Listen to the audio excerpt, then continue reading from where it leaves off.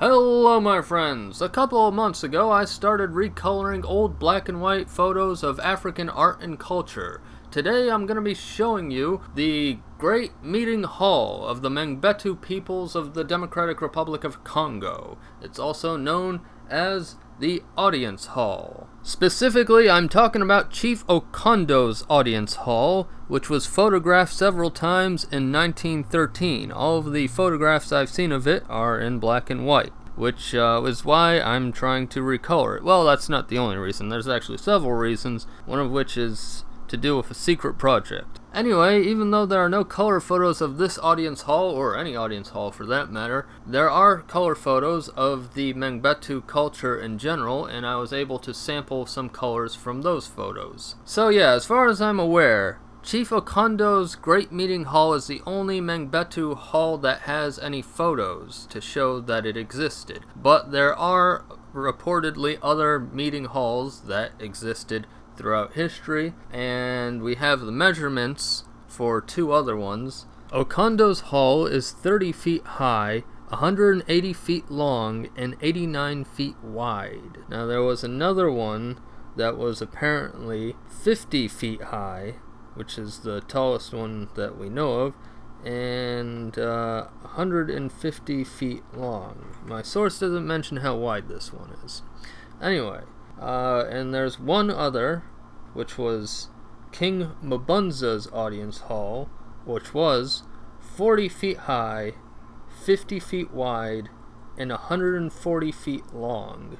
Now, although there's no photos of these other two halls, Mbunza's Audience Hall does actually have an old drawing. This drawing was made in 1874, and it shows the king dancing in front of his many wives as well as nobles. You can see the wives seated in the front, and they are seated all around him, and near the walls of the hall are the nobles. So yeah, all those women you see, they are all queens.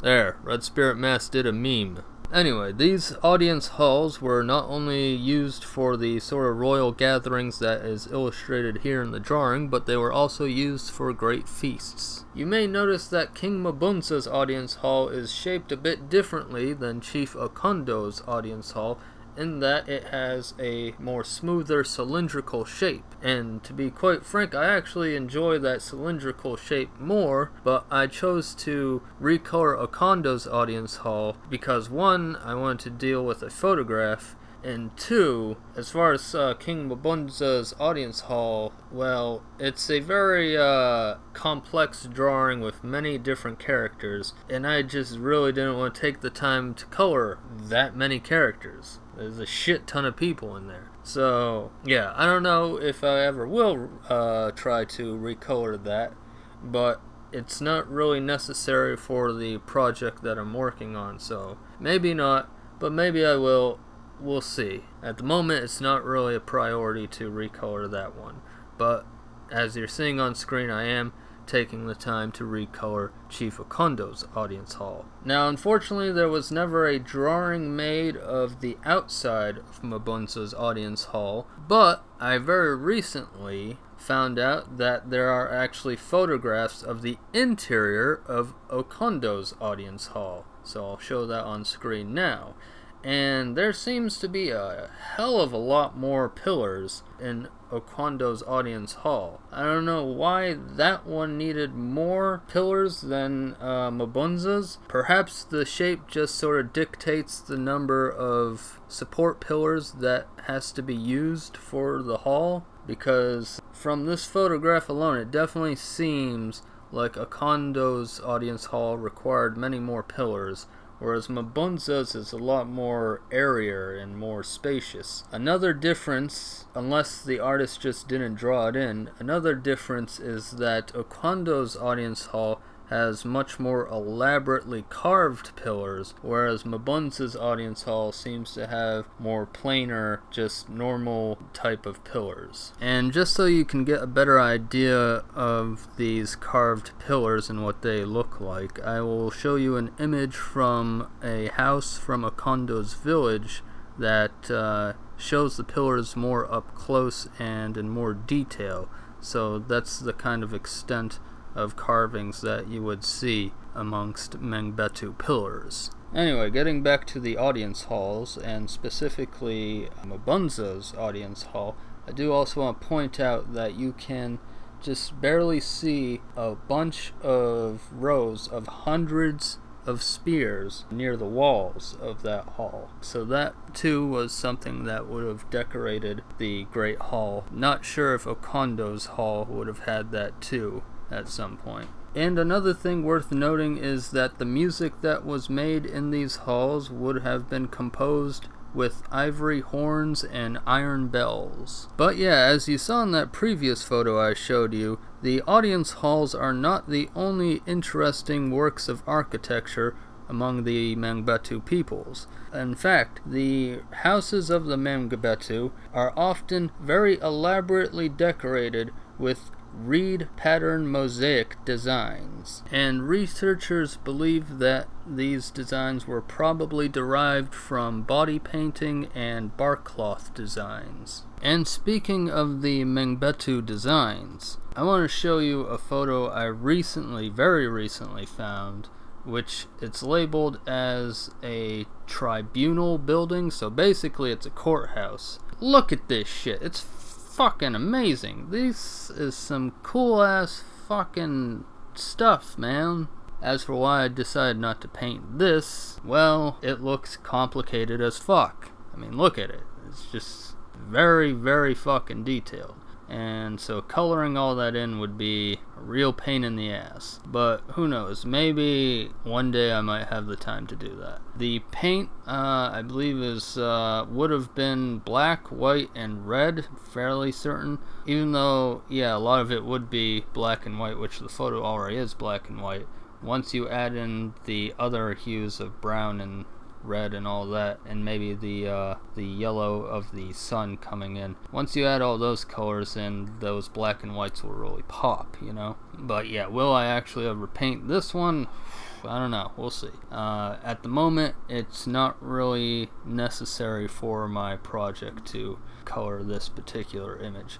But it would be really cool to see this thing in color. Anyway, just want to show that because, I mean, a lot of these photos I've known about for a while, but this image, like, this was news to me, and I was like, whoa, look at this fucking shit.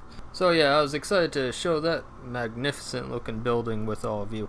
And in general, I'm glad we got to talk about Central African architecture today, specifically, of course, Mangbetu architecture, but in general, I think it is good to highlight Central African architecture because I feel like compared to the other regions of Africa, north, west, east, south, I feel like Central African's architecture gets kind of ignored by comparison. I mean, in general, on the grand scope of the world, African architecture is not appreciated enough, obviously. But of the regions of Africa, I would say it'd be Central Africa that doesn't get explored a whole lot. With the exception of Cameroon. Cameroon, I do feel like that architectural area has been documented fairly decently. By the way, I know some people will say, hey, isn't Cameroon West Africa? I've met people from Cameroon. Some people say it's West Africa. Some people think it's Central Africa.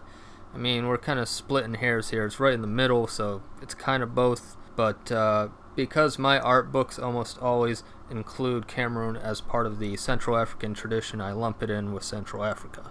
Anyway, getting back to the Mangbetu, we of course explored their architecture today, but there's plenty more to explore about Mangbetu culture, and maybe we'll get into that on another video.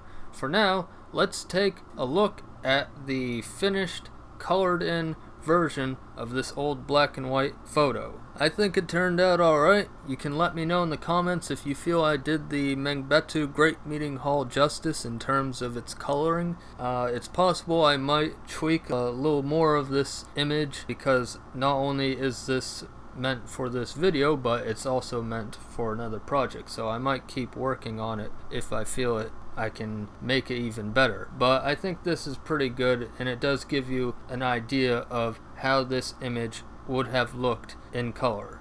Alrighty, if you enjoyed seeing this old black and white photo from Africa being recolored today, please let me know in the comments below. Maybe I'll do more of these kinds of videos in the future, because frankly there's not that many left of these that I need to do for my little project.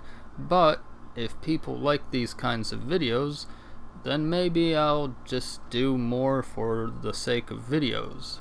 And if you're new here, remember to click that subscribe button and click the bell icon as well. That will notify you when I make new videos. And the reason why that's so important for a small YouTube channel like mine is because YouTube does not always recommend videos of people that you have subscribed to if that channel is a small-time YouTube channel like myself. So, please get on that. Anyway, alrighty, thanks for watching everyone.